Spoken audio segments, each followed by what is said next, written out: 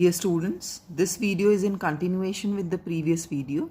In the previous video, we had read that Antonio doesn't agree that he is sad because of his business. On hearing this, Celerino says that you are sad because you are in love. Antonio says that it's all nonsense, he is not in love. On hearing this, Celerino says, not in love neither, then let us say you are sad because you are not merry. And it were as easy for you to laugh and leap and say you are merry because you are not sad. He says that if you are not in love, then it's very easy for you to be happy because you are happy because you're sad because you're not happy. So in that case, he says you just laugh and jump around and say that you are happy because you're not sad. And then he refers to Janus, god Janus, who's a Roman god of doors. I've told this to you earlier also in the previous video, that Janus is a Roman god which has two faces, one frowning face, that is sad face, and other is a smiling face.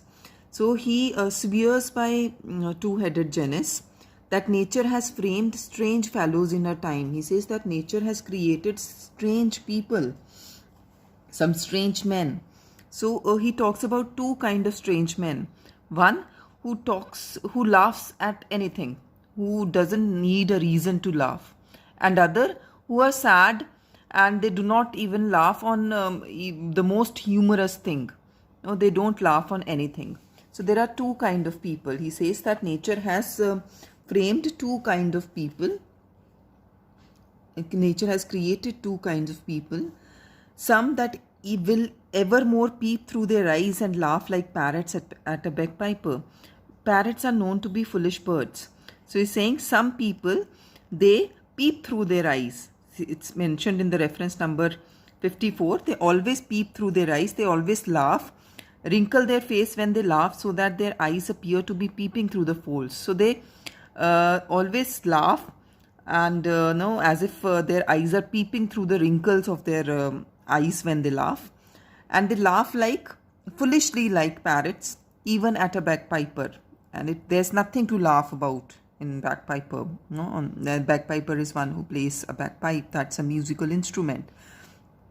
So they laugh on just anything. And other of such vinegar aspect. So others are totally in contrast to the people we have read about just now. So they do not laugh at all. So they are of a very sad and depressive nature. Vinegar aspect means they have a very sore expression on their face, very depressive expressions on their face. They will not show their teeth in a way of smile, though jesters fear the jest to be laughable. He says even if the jester is a Greek journal who was known for his serious nature, he never laughed on anything. And the joke had to be extremely funny so that Nestor laughs on that. And he says such people, the second category of people Celerino is talking about, is of such a vinegar aspect that these people will not show their teeth in a way of smile on even a joke at which Lester would laugh. Right? So I hope this is clear to you all. Now moving on to the next page. On the next page, Celerino Salanio says, here comes Bassanio, your most noble kinsmen, Grishanio and Lorenzo. Fare ye well, we'll leave you now with the better company. So now Salanio sees that Bassanio, Grishanio and Lorenzo, who are other friends of Antonio, he sees them coming and he says that your noble kinsmen means friends. He says that your noble friends have approached now. So he bids him farewell and he says that we will now leave you with the better company. He says that we shall now leave you in a better company. So Salanio calls Bassanio and Grishanio and Lorenzo his noble friends, and he also says that they are a better company for Antonio. Celerino, I would have stayed till I had made you merry, if worthier friends had not prevented me. He says that I would have stayed and made you happy if your worthier friends. He's calling these three Antonio's worthy friend. He says that if your worthier friend had not prevented me, since they have come, and that is why Salanio and Celerino are asking farewell, are bidding farewell to Antonio. He says that if they had not come, that then Celerino had stayed there till Antonio was happy. Antonio, your worth is dear in my regard. Why does he say so? Why does Antonio says that your worth is dear in my regard? Because Celerino calls these three his worthier friends, because Salanio calls Bassanio, Grushanio, and Lorenzo worthy friends of Antonio. He says that you are also equally worthy in my regard. I take it your own business calls on you, and you embrace the occasion to depart. He says that you have some other work to do. It's your own work that that is why you are leaving, and you are taking this opportunity, since three of them have come. Now you are taking this opportunity to leave. He says that I have same regard for you as for these three, and he says that I think it's your business which takes you away from us. That is why you make use of this opportunity to leave. Celerino, good morrow, my good lords. So Celerino, now Bassanio, Lorenzo, and Grushanio have entered, and Celerino is wishing them good morning. Bassanio, good signors, both when shall we laugh? Say when. So Bassanio is now talking to Celerino and Salanio. He's saying, good gentlemen, will both of you tell us when we shall be happy again and when we shall laugh? So he has heard that this Celerino and Salanio are planning to leave. He says, so that is why he asked that, when shall we meet and laugh again together? You are growing exceeding strange. Must it be so? So he says them that you're behaving like strangers. So why are you doing that? What is the reason behind that? Is it necessary to be so? Celerino, we'll make our leisures to attend on yours. So he says that we shall find some free time to speak to you. Leisure is free time. So he says that we'll definitely find some free time and we'll sit together and we'll laugh and talk. Lorenzo, my Lord Bassanio, since you have found Antonio, we too will leave you. But at dinner time, I pray you have in mind where we must meet. So Lorenzo is saying Bassanio that since you have found your dear friend Antonio, so we too will leave. So who are two here? Lorenzo and Grushanio. He says, since you have found Bassanio now, so we too, that is Lorenzo and Grushanio, will leave. But he says that I request you, I pray you means I request you, you should keep in mind to meet us at dinner time. And on hearing this, Bassanio says, I will not fail you, means I'll be definitely there and I'll meet you at dinner time. Coming on to next page. Grushanio. See, Grushanio is known for talking a lot. And most of his dialogues are just for the sake of saying he's speaking. So let us hear what he says now. You look not well, Signor Antonio. So he's talking to Antonio now, and he says that you doesn't seem to be well. You does not look well. You have too much respect upon the world. He says you have too much burden of worldly affairs. They lose it that do buy it with much care. So he says those who spend too much time worrying about worldly matters, they never are really happy. He says that those who care too much about the things end up losing them. He says those who care too much about the worldly things, they end up losing them. Believe me, you are marvelously changed. He says you need to believe that you look totally different. You seem to be changed. Antonio, I hold the world but as the world, Grushanio. A stage where every man must play a part, and mine a sad one. So Antonio says, this is very famous dialogue of Shakespeare. He says that, Antonio says that this world is just a stage, and every character who has come on this world is here to play a part. And he says, Antonio says that my part is that of a sad person. So that is why I am sad. On hearing this, Crescenio says, let me play the fool. He says that if you are playing the part of a sad man, then all right, I'll play a part of a fool. With mirth and laughter, let old wrinkle come. He's saying that he let wrinkles come, let him grow old with laughing all the time. He says that let there be joy and laughter till I have wrinkles in my old age. So he wants to grow old by being happy and laughing. Let my liver rather heat with wine than my heart cool with mortifying grounds. So before I explain you this line, I want you to read reference number 84. So the reference says, an Elizabethan believed that wine drinking warmed the liver. It was believed that you need not go into this much details. You just need to remember that Elizabethan believed that drinking wine warmed up the liver, and they would stay healthy by warming up the liver, right?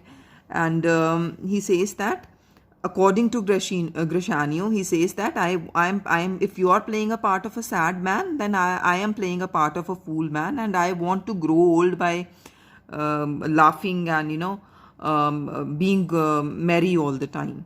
And he says that I would rather prefer to heat my liver with wine than my heart cool with mortifying grounds. He says that mortifying grounds means causing death, means when you sigh because as if somebody has died. He says that I would rather prefer to heat up my liver by drinking wine than cooling my heart with mortifying grounds. He says that I am not going to sigh and groan and believe to take blood from my heart.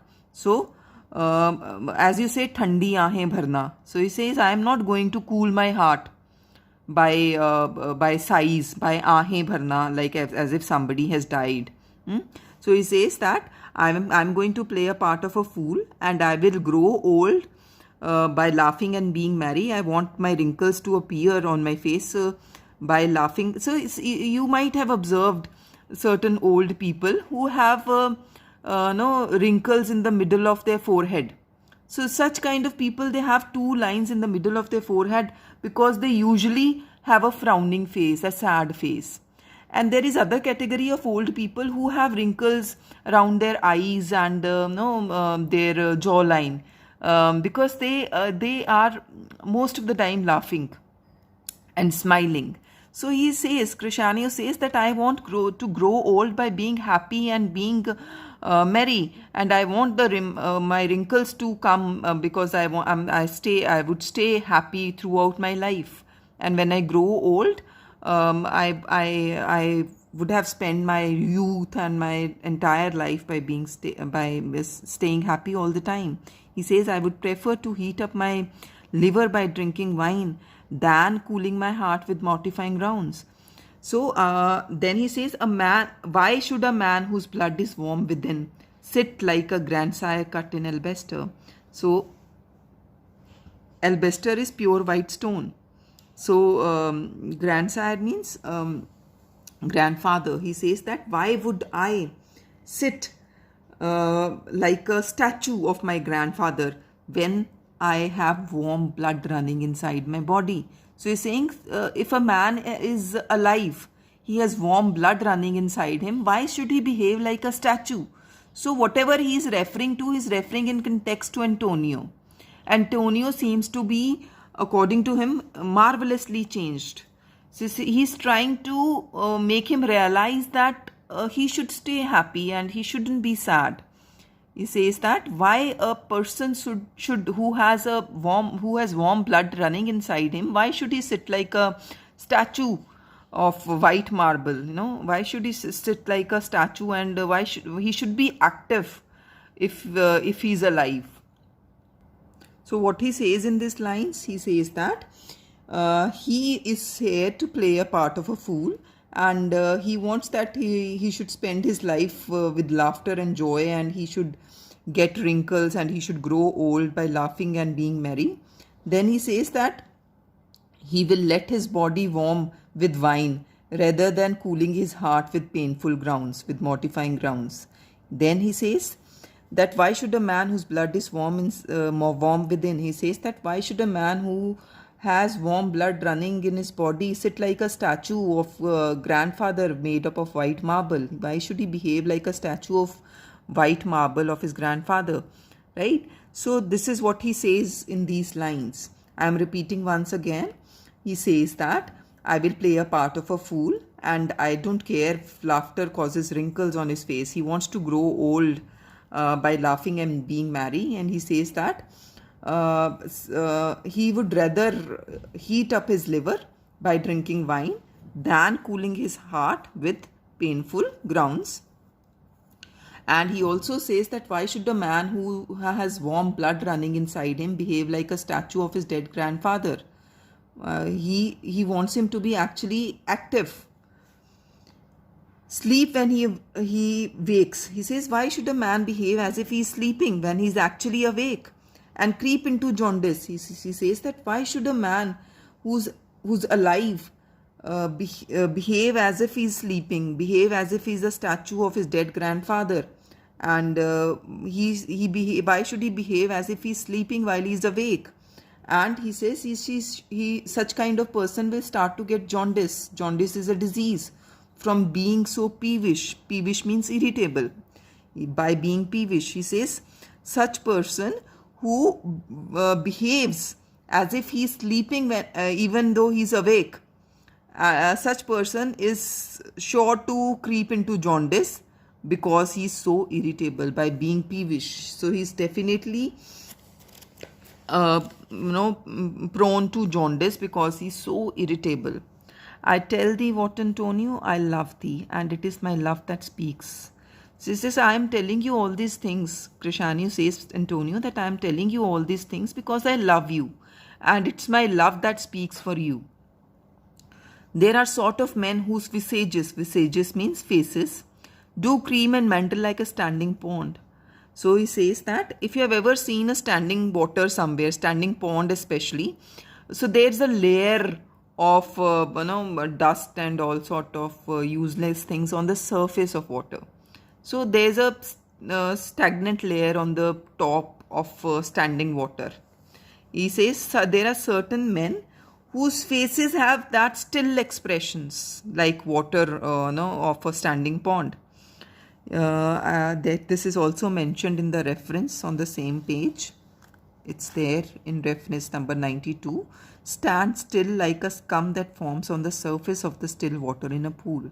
So the faces of certain people are compared to the scum that forms on the surface of still water in the pond, since that is still. And similarly, the expressions of such people are also still. Right? So moving on to next page. And do willful stillness entertain. So he says that there are certain people whose visages, whose faces are like water standing, who are still like the standing water in a pond. And do a willful stillness entertain with the purpose to be desired in an opinion of wisdom, gravity, profound conceit. So Crescenio says that there are certain kind of people who have still expressions on their face like stagnant pool is covered with slime and dirt, and they remain silent and they try hard to maintain this still expression on their faces because they want people to think about them that they are very wise, serious, and they are of a profound conceit. So they want the people to have an opinion. They willingly, they intentionally, they deliberately put on such stillness on their face, such still expressions on their face, because they want others to have an opinion about them. They want others to think that they are very wise. Gravity means solemnity. That means that they want that such people are very wise. They are very deep thinkers and they have a profound conceit, they have a deep thought, right? So three things. Why do people put on such still expression on their face according to Grashanio? So people have such still expression on their faces because they want others to have an opinion about them, that they are very wise, they are full of wisdom, gravity and profound conceit. And who should say, I am Sir Oracle, and when I ope my lips, let no dog bark. So Sir Oracle, is this reference is there in reference number 96 of your book. I speak with the authority of Greek oracle. The oracle was believed to be the voice of God uttered through the mouths of priest. So, oracle was believed to be voice of God that was uttered through the mouths of priest. So, this is prevalent in our culture also. So, we at times, you might have heard people saying कि इसमें माता आती है, and whatever she is saying, that is actually the God who is speaking. So that is what actually happened in this, that is what Elizabethans also believed. So priests at times, they whenever they spoke, it was thought that it was voice of God. They were called, it was called the oracle was believed to be the voice of God, and it was uttered through the mouths of priest. Right? So such people, they intentionally, they deliberately put on such expression on their face so that others would think that they have, they are a person of wisdom, gravity and profound conceit, and like someone who could say that I am Sir Oracle. He says that they want others to believe as if they are Sir Oracle. So when Sir Oracle is speaking, everybody else should keep quiet. They should not open their lips. Let no dog bark. So he says that they believe themselves to be Sir Oracle, and when they open their lips, nobody else should talk. Let no dog bark means nobody else should talk. So they have such kind of feeling for themselves. So such men, they remain silent and have a reputation of wisdom, seriousness and deep thought. And it is said, if they say something, so then nobody else should talk. Everybody else should be quiet, thinking that this person is so wise and such a deep thinker, that everybody else should remain quiet when they are talking. Oh my Antonio, I do know of these, that therefore only are reputed wise for saying nothing. He says, Antonio, he says, dear Antonio, I know that these people means who are these people here? These people who deliberately put on expression of stillness on their faces so that others would believe that they are very wise people, and when they would talk, nobody else would talk. Nobody else would dare to open their mouth. So he's saying, I know very well these people who are reputed wise, because they talk nothing. Says they are called wise, they are known wise because they do not open their mouth, they do not speak anything.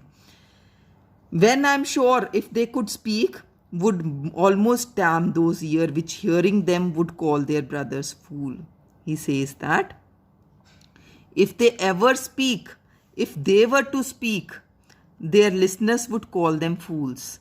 And saying this, they would damn.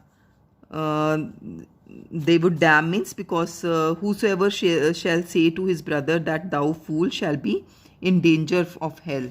So damn means one who is one who goes to hell, right? He says that these people who pretend to be, who have such expression on their faces and they pretend to be very wise and deep thinkers and very serious in nature, they deliberately put on such expression, and when they speak, nobody else dares to open their mouth. And he says, and Grashanio tells Antonio that I will tell you that these people are reputed wise. They are known to be wise because they do not speak anything. And he says that I am very sure if they open their mouth, then everybody else, the listeners would be damned. The listeners would be would go to hell, because they will call them fools. They will call these people fool whom they thought to be wise. right? And according to Bible, if anybody calls anyone fool, then that person is no, definitely he'll go to hell. He would be damned, he would be sent to hell if you call anybody a fool. And he says that you, the listeners, would definitely go to hell because they will call these people so called wise and deep thinkers, they would call them fools if they open up their mouth to speak something. So they are not actually wise. That is what Krishani is trying to convey.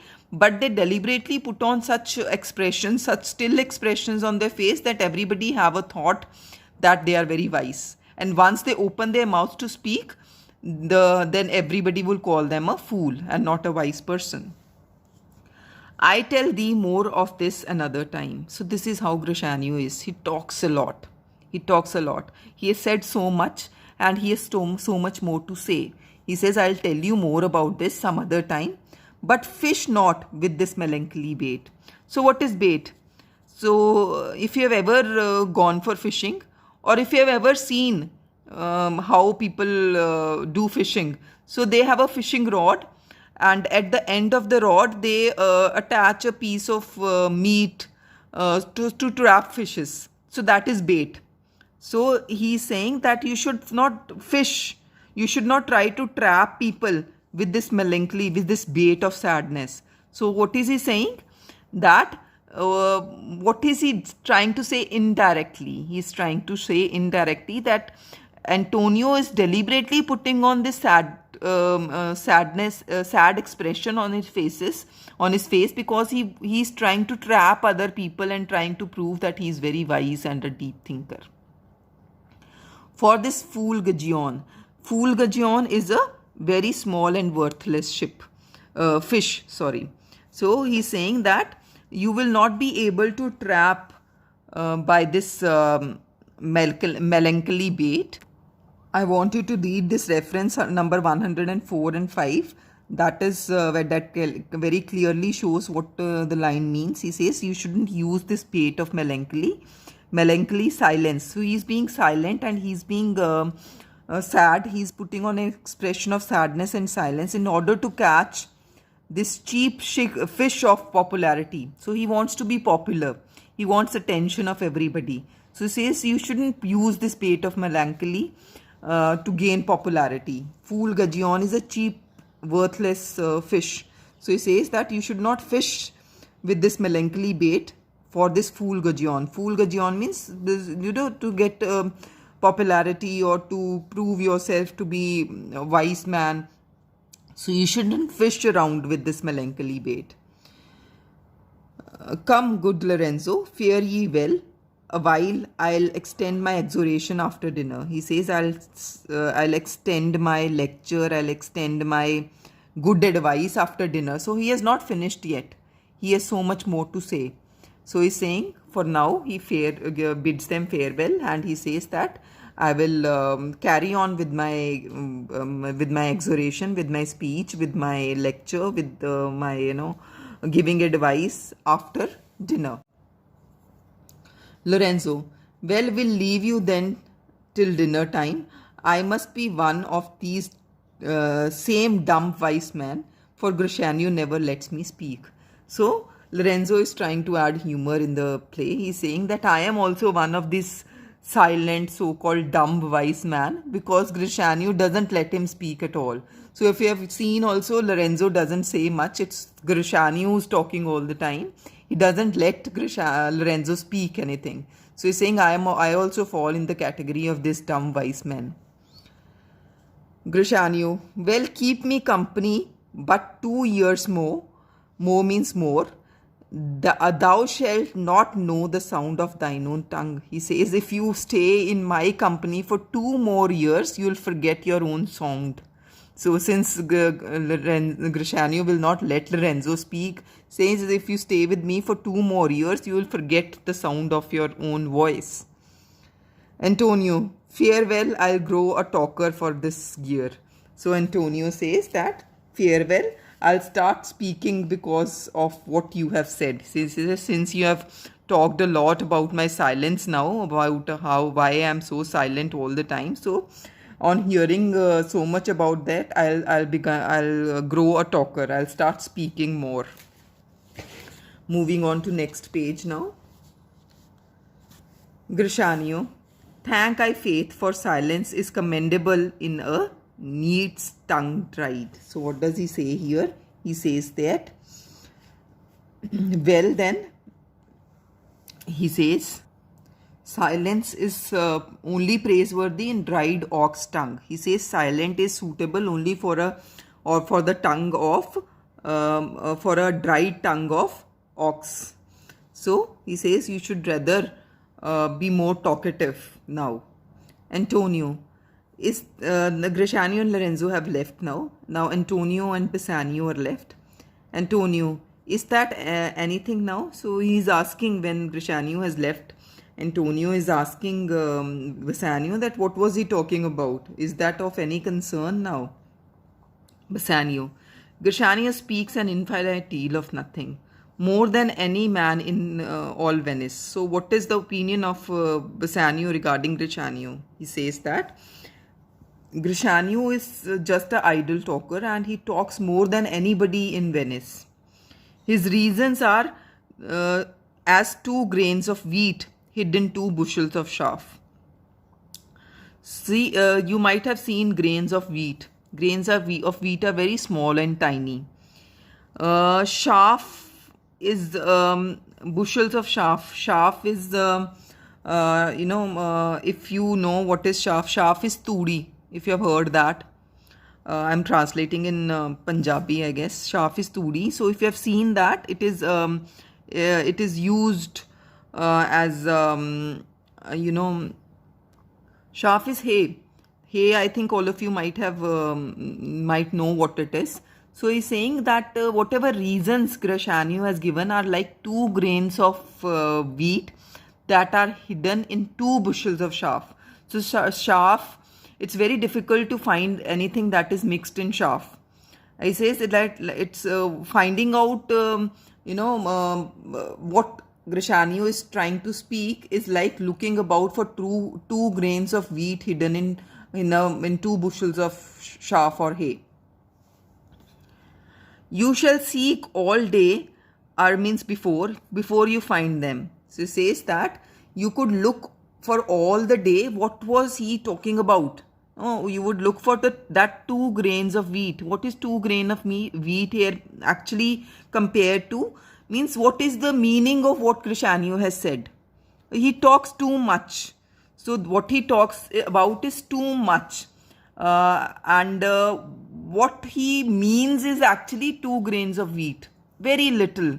So whatever meaning is hidden in whatever he talks, elaborated in his elaborated talks, is like 2 grains of wheat.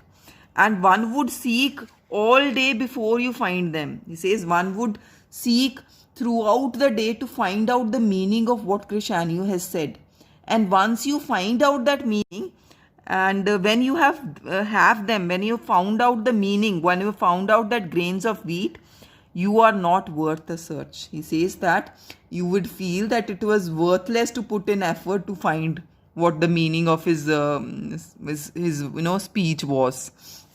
So that is what Bassanio thinks about Grishanio. He says that Grishanio indulges in so much of idle talk and more than anybody in Venice.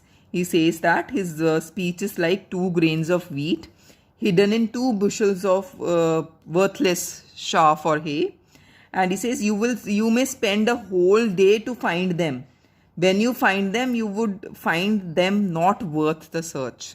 So he says you would feel that it was totally a waste to think about what he meant in what he said. Antonio, well, tell me now, what lady is the same to whom you swore a secret pilgrimage that you today promised to tell me of? He says that you tell me who is the lady to whom you have started, to whom you have planned, or to whom you have decided to pay a secret visit. He says that you have promised me to tell me about her today. Bassanio, it is unknown to you, Antonio, how much I have disabled mine estate. So it is not unknown to you, Antonio. So he says, you know, Antonio, that how much I have spent, disabled mine estate. Here it's there in the reference also. He says that disabled means squandered, estate means means. Disabled means weakened, estate means property. So Antonio is Bassanio is telling Antonio that you know how much I have weakened my property by showing something more, a more swelling pot. By something showing a more swelling pot than my faint means would grant continuous. So I want you to mark the meanings before I explain you these lines. So here swelling pot means grand style, lavish style of living. Faint here means limited.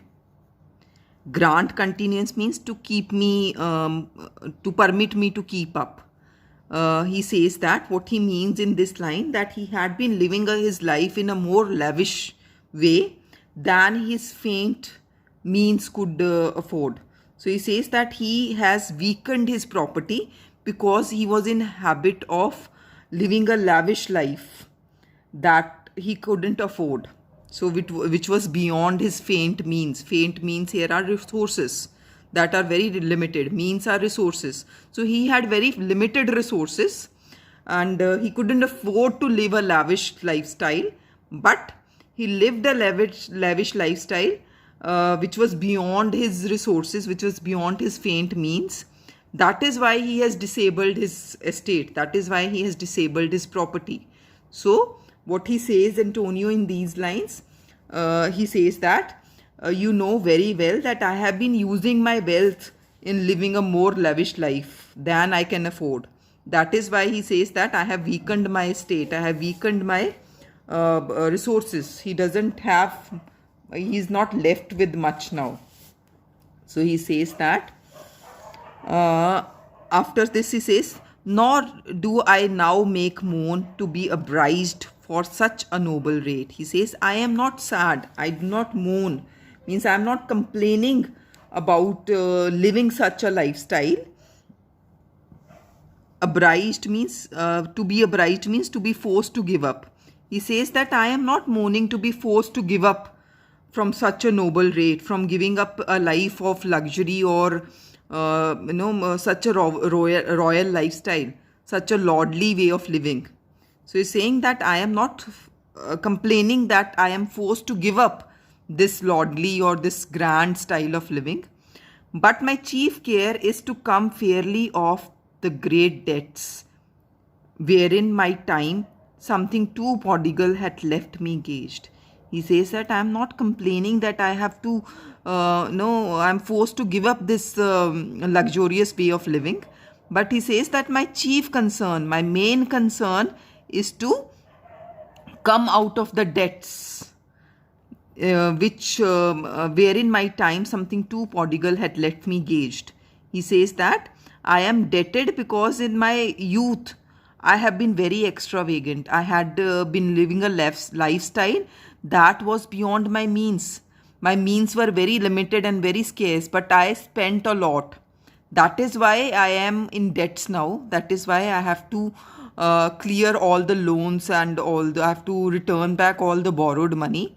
My chief concern is that. That is what he says in these lines. He says that my main worry is now to come honorably out of the heavy debts that he had incurred due to his extravagant lifestyle. His youth had been very extravagant. He had been spending a lot than his limited resources would allow him. So his main concern is now how to come out of the debts, how to repay the borrowed money. That is his main concern. He's not worried about, he's not complaining about that he has to, give up his lifestyle, his lavish lifestyle. But his main concern is to repay the debts. To you, Antonio, I owe the most in money and in love. He then says that I owe you the most, Antonio, in terms of money and love. So he owes Antonio a lot of money He has borrowed money from Antonio, and Antonio also loves him a lot, and that is what he wants to return. So he says, I owe you more, most in terms of money and love. And from your love, I have a warranty to unburden all my plots and purposes, how to clear all the debts I owe. He says that because of your love only, he feels that he would come out of all the burden of his debts. He says that because you love me so much, that is why he says that I can reveal to you, I can unfold to you all my plans and all my plots, all my schemes that he has made to pay back his debt that he owes. So now he'll be revealing that what plans he has to repay all his debts, to repay all the borrowed money. So what does he say in this extract? He says that I'm making it short. He says that Antonio already knows that he has been using up his wealth in a lavish life than he could afford. Then he says that he's not complaining because he has to give up his lifestyle, his luxurious lifestyle, but his chief concern is that how he would pay off the debts that he had because he was living a lavish lifestyle in his youth. He then says that he owes Antonio most in terms of money and love. And because Antonio loves him so much, that is why he says that I can reveal to you my plans and plots for paying back all the debts I owe. So I will end up this video here. I hope you have understood. I will continue the rest in the next video. Thank you so much.